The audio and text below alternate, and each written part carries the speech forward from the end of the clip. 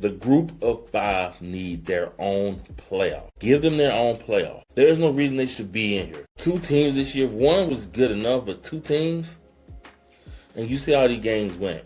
And I'm not just saying it because I just think that the Power Four teams are just that superior, which they are, but that's not the only reason I'm saying it. The reason I'm saying it is because if I'm a group of five team,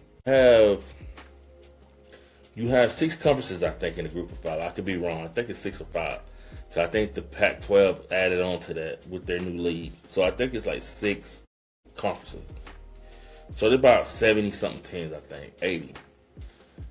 So the Power Four, they get about 10 teams in, which I still think is low. And then y'all only get 2 teams in.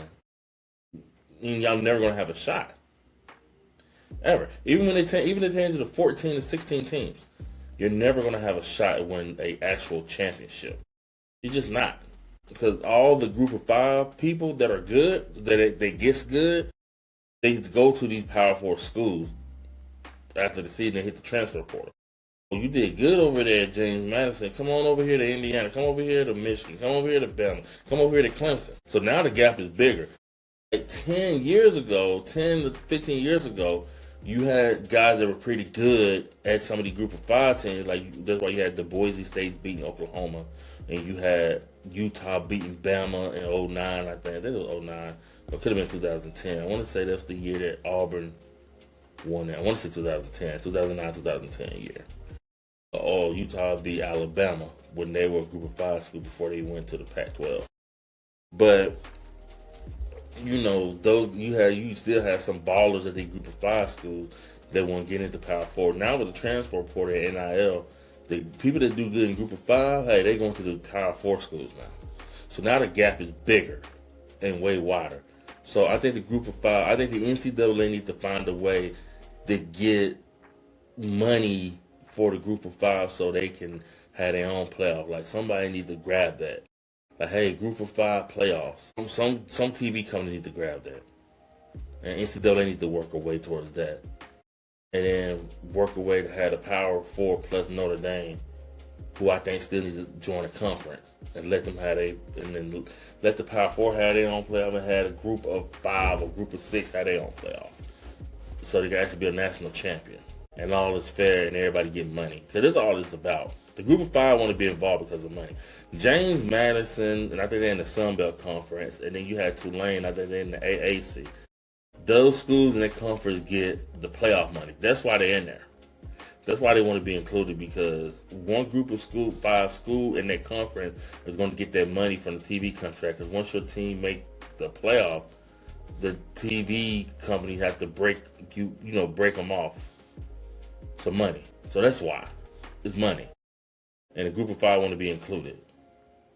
Get it their own TV deal, their own exclusive playoffs, and you won't be having this discussion. And then you get to have Vandy and Notre Dame in this playoff, playing Ole Miss and playing Oregon instead of James Madison and Tulane. Like I said, Ole Miss defeated Tulane with like 41-10, I think, and then you had Oregon defeating James Madison 51-34. And the score is not as close as you think. It was 31-6 at the half. After halftime, Oregon let their foot off the gas.